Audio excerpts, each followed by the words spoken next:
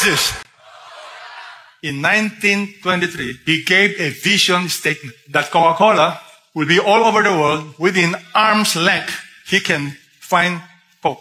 In less than 100 years, Coca-Cola was all over the world because they were focused on the vision. To this day, we have not fulfilled the vision of Jesus to go into all the world and make disciples. Jesus Christ is much better than Coke.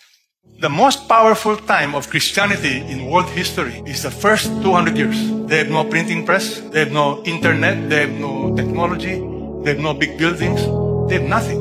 What do they have? They have Jesus, they have the Holy Spirit, they love the Lord, and they understood the meaning. Make disciples. Go into all the world and what? Make disciples. Sobrang ganda po nung sinabi ni Pastor Peter Tan Chi. So isipin natin sa panahon ng Panginoong Kristo, yung technology is not high-tech. Merong barriers sa communication sa panahon po natin ngayon, rampant.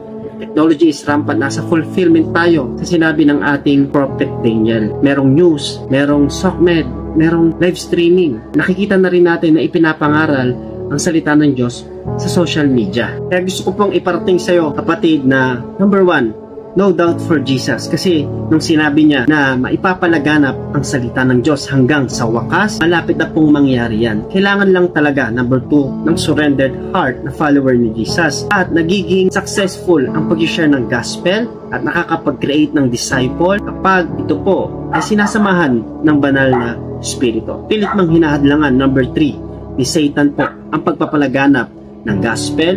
Hindi ito matutuloy. Kasi nga, sa Matthew chapter 24, it is prophesied. Sa wakas, matatalo ang gawa ng kaaway. Makikita nyo po, sa panahon po natin, merong mga platform po talaga, at mga pages, na dinadala ang mga tao papalapit po sa Panginoon. Dito na lang po sa bansang Pilipinas, CCF, Gia Kamanaba.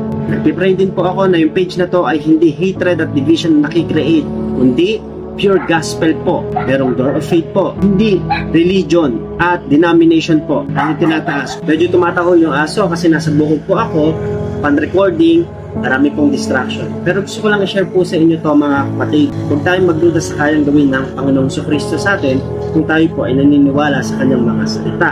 Yung nagdududa kasi ay pinapaalalahanan ng Panginoon. Sumagot si Jesus sa kanila, bumalik kayo kay Juan at sabihin sa kanya ang narinig at nakita ninyo. Nakakita ang mga bulag, nakakalakad ang mga lumpo. Gumagaling ang mga may malubhang sakit sa balat. Nakakarinig ang mga bingi. Muling nabubuhay ang mga patay. At pinapangaral sa mga mahihirap ang mga magandang balita. Mapalad ang taong hindi nagdududa sa akin.